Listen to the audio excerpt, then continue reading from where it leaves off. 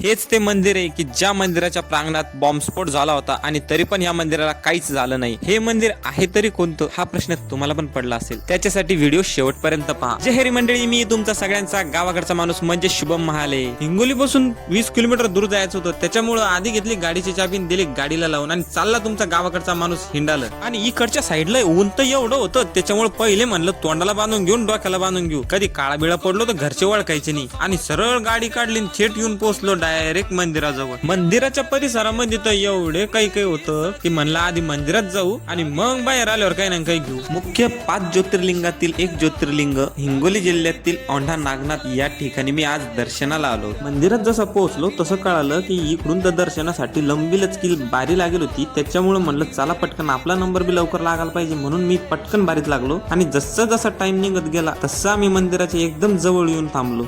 आणि या मुख्य द्वारातून जसं आम्ही आतमध्ये गेलो तरी पण आम्हाला अजून पिंड दिसत नव्हती। मी याचाच विचार करत होतो, मंदिराच्या एवढा आतमध्ये येऊन पण आम्हाला अजून पिंड दिसली नाही, म्हणजे मंदिरात पिंड आहे तरी कुठं। शोधत शोधत आम्ही समोर जसं जसं गेलो तसं कळालं की मंदिर हे आपल्या आतल्या गाभाऱ्यामध्ये आहे, पण तिथं काही आपल्याला मोबाईल अलाउड नव्हता, त्याच्यामुळे मी मोबाईल पहिले खिशामध्ये ठेवला। दर्शन वगैरे छान झालं आणि मी तिथून निघालो वापस घरी जायला। तर आजच्यासाठी एवढंच मंडळी, आपण भेटू अशाच एका नवीन आणि आगळ्या व्हिडिओमध्ये। तोपर्यंत जय हरी मंडळी।